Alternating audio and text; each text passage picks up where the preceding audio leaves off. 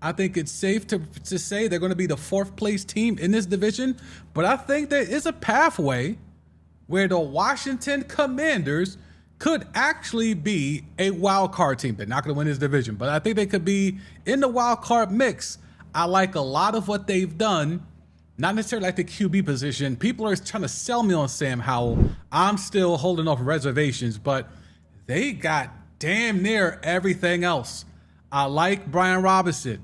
Love McLaurin and Dotson. Even Logan Thomas at tight end. I think the defense has potential to be a top 10 defense, especially getting Chase Young back, even though he hasn't really lived up to what he was supposed to be. But I love the D-line in Washington. Forbes, I wouldn't have done it, but I understand. So I think this team is very interesting. Bieniemy finally gets the play call. Corey, let me know your thoughts on what the Commanders have done, how they're looking. What are you expecting for Washington this year? So it's a lot. It's a lot to unpack, right? So when you start with the Commanders, let's start with the positives, right? The positives. The defensive line is stacked.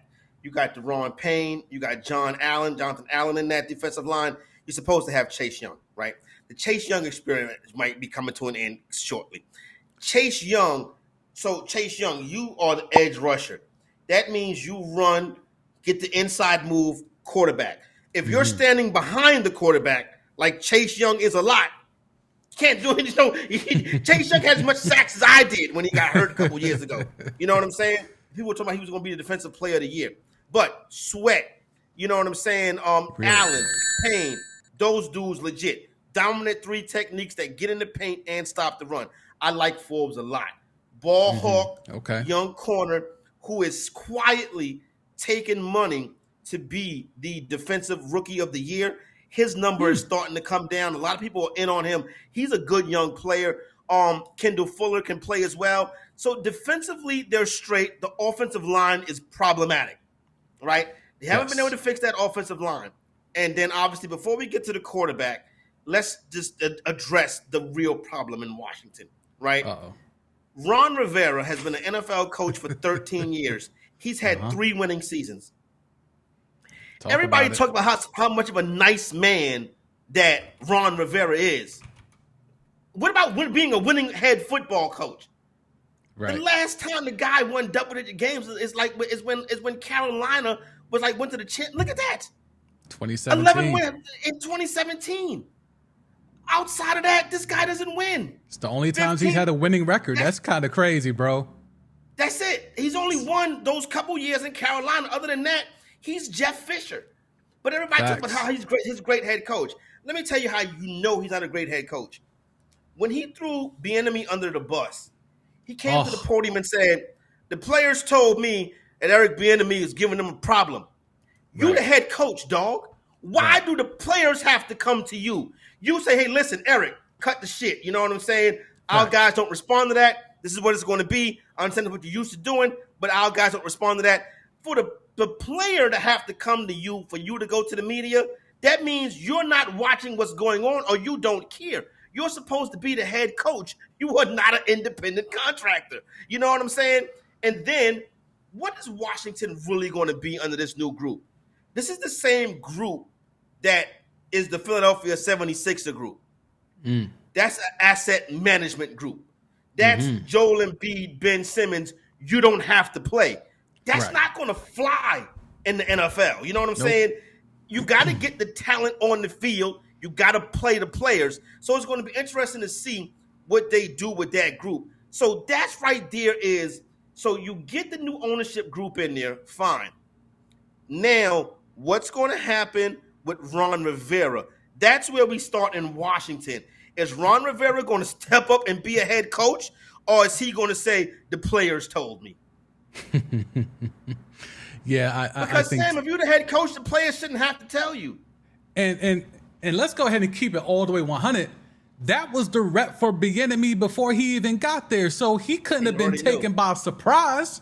It's not They like already know. a player's coming to him saying, yo, son, riding this hard pause. Oh, wow, I never would have imagined that. Like, that's been the knock on Bieniemy. It was the bullshit about never play called. It was the bullshit about he's a bad interview. And it was the bullshit of he's really hard on dudes. I mean, Shady McCoy was airing him out on national TV saying that. So none of this should have been a surprise for Ron Rivera.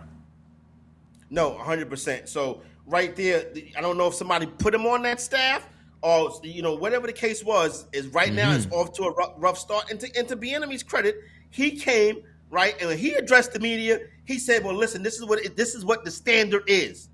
How come Facts. the coordinator used that word, but the head coach didn't? Because the head coach has only won 3 times in his career, so he don't know what the standard is. Now, Sam Howell, so interesting. Coming into the 2021 college football season, Sam Howell was the favorite to win the Heisman Trophy. University of North Carolina probably would have been akin to what Saturday night of this week's going to be. Went into Blacksburg, Virginia, and Virginia Tech kicked their ass. And we haven't heard of Sam Howell since. I still think Sam Howell can play. You know what I'm saying? Okay. I'm optimistic on Sam Howell. So I'm optimistic. He's better than Brissett. He's better than Jake from State Farm. You know what I'm saying? And he's better than Tyler Heineke, what they had last year. Is he going to step up and be, one of these good young quarterbacks to come up? We'll see. Can he be as good as a Jordan Love this year? Can he be as good as, say, who else is a young quarterback? A Kenny Pickett? Can he be as good as, Justin Fields? Justin Fields. I think Sam Howell's got a little bit of game to him. He's shown a little bit during the preseason, and that being the preseason, but it all starts up front. They got to get protection, and they got to get that line to protect, and that's when the head coach has to step in. And when you look at the line, now when we went to Dallas, it was Hall of Famers on the line. In Philadelphia, it was Hall of Famers on the line. With the Giants, you had an All-Pro on the line. These dudes suck. Yeah, this is not. This line is good at run blocking, but even that's a stretch because they couldn't even run the ball that well last year. This is a very mid offensive line from top to bottom. Like there's no one. Look, as a former Bear fan, Charles Leno Jr., the fact that he's still in the league is amazing to me. But I mean, dog, because he could be a turnstile and he's left tackle. Come on, bro. Anyway, to your point. Sam Howell, to me, obviously he's the key because he's the quarterback. But I do think there is something there in terms of he gives that locker room a boost. Like, I think they believe in Sam Howell. And again, another dude where it's like, well, we're going to give you the weapons. And, this has been something I've been saying a lot here on this show is like, you either have the franchise QB who's a no doubt about it, top tier dude, or you take a dude that's mid and you surround him with a bunch of skill position dudes and try to coach him up to cook. And I think Sam Howell's fallen into that latter category where you give him Brian Robinson, and Bieniemy has already said he's high on Antonio Gibson, so you might be a really bad handcuff there for Brian Robinson, but Antonio Gibson looks to be back in the good graces of this new coaching staff. And then you got McLaurin and Dotson, who showed us a lot once he got healthy. And Curtis Samuel's no slouch either. Like, I like the weapons receivers here. are good. Yeah, the weapons are here. I'm a big Gibson guy. I think Robinson is decent. I love Gibson. I love what he can do in the passing game. Full disclosure, this team should have been in on Dalvin Cook, and they need to be in on Jonathan. And they need to be in on Jonathan Taylor as well. I don't know what their cap situation, their money looks like, but they should have went and got them a proven running back. Maybe they want to wait till their old line gets bigger or better. McLaurin can play. Dotson can play. Samuel can play. Even Logan Thomas can play. So the pieces are there. The problem is you got to protect the quarterback. If they have a hard time protecting the quarterback, then it could, that group right there with Swiss Charles cheese. Leno Jr. can blow it all up. Can you imagine? How many people do you need to chip Micah Parsons when he's rushing Charles Leno Jr.? Oh, my God. You're going to have to put Logan there. You're going to have to put Robinson and Gibson. You're going to do like 13 personnel. You're going to put Ron Rivera out there. Yes, everybody. Bieniemy, everybody got to be out there. And I think that's kind of where the issue lies to me, where it's like, I want to like this team. I really like McLaurin and Dotson together. I like the story of Brian Robinson. He definitely flashed in the second half of the year. But it's just like, yo, dogs, with the question mark of Sam Howell, with the tremendous question mark of this O-line, it's just hard for me to believe. But if I'm to believe what Eric Bieniemy has been saying, that boy's saying he's going to air it out. Now, Yeah. if they air it out, well, as you said, Gibson's going to be a really big factor in this offense with the 3 wide receivers here. Maybe Robinson becomes more of a short yardage Zeke type role, and Gibson is the guy more or less. I like that. Like if they go 11 personnel and it's McLaurin, Dotson, Samuel with Logan and maybe Gibson in the backfield, I like that. That's probably their best lineup right there. And that's probably their best lineup. And we'll see if Bieniemy is going to be able to go with that. Like I said, that offensive line is going to be critical, and the head coach. But when you look at the defense, though, this is where the rubber meets the road on this team. That Allen, Payne, Sweat, that's about as good as it gets. Monsters. Now, Chase Young got to try to join them dudes. You know what I'm saying? Right. Facts. Because listen, like, what are we doing here? At some point, it's time to shit or get off the toilet, Chase Young. Facts. What happened? You tore the ACL, 2 years ago? Right. Next year, I'm going to play next week. I'm going to play next week. You ain't going to play. Yeah. I think the strength of this team is the D-line, but it can also be the detriment of this team in the D-line because if you're expecting Chase Young, I think that's the problem. But if you'll take him as a bonus, and as you said, rely on Allen and Payne in that middle and Sweat, who has surprised me. I didn't think that much of him. I ain't going to hold you, but he certainly has shown improvement over the last few seasons. I like that front line a lot. Linebacking core, to me, is probably a weak spot here of this defense. It is. But then you go with the back four. You like Forbes more than I do, but I definitely know the skill set is there. He's a ball hawk. And I think the problem with this back four last year has been they can't turn the ball over. They can't force any turnovers. They don't generate any turnovers. And that's Forbes been a problem in Washington for a while now, too. They're close. A lot of games they're close. And if they can get that turnover, it can put them over the top. But they got to start taking the ball away. And that's why they drafted Forbes. Right. Because He's a ball hawk. He can take the ball away. They're going to have to get better at that. So really, this defense is Forbes taking the ball away and Chase Young sacking the quarterback and not having the same amount of sacks as me.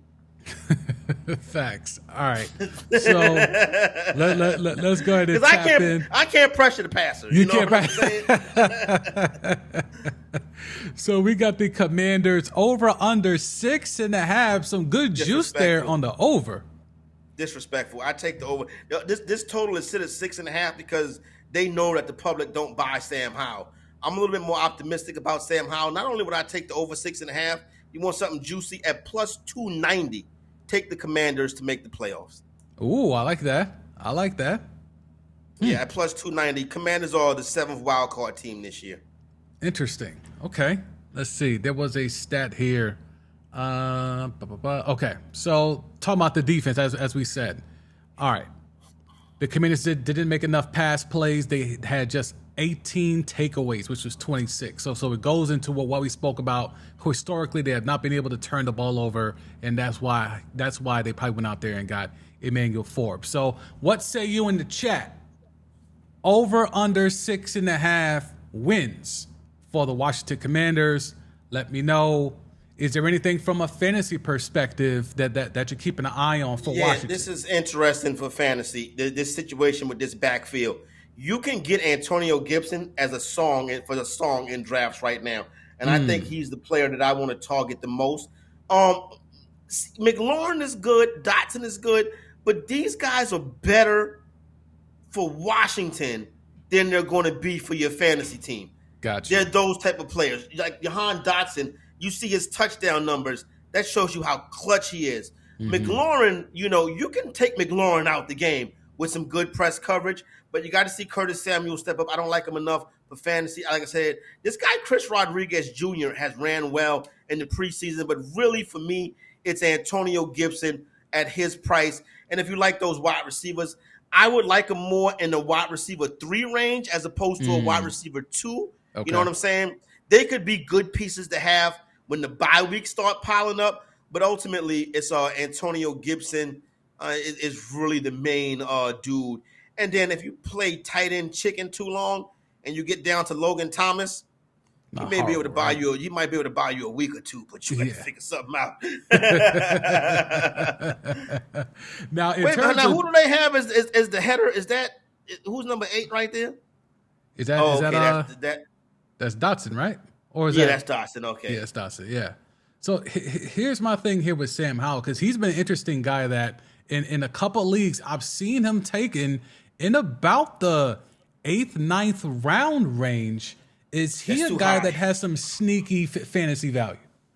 Then you would have to wait to see. I tell you, quarterbacks I would rather have over Howell. Just thinking out loud right now, I would take Jordan Love over Howell.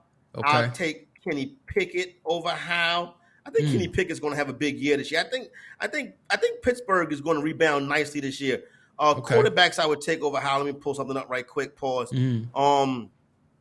I know not Deshaun. It was obviously Deshaun Watson. Let's get down to his range. I would take Anthony Richardson over Howell. I'll take Russell Wilson over Howell. I'll take Jordan Love over Howell. I'll take Pickett over Howell. I'll take Brock Purdy over Howell. Right now, I would, and maybe even Bryce Young.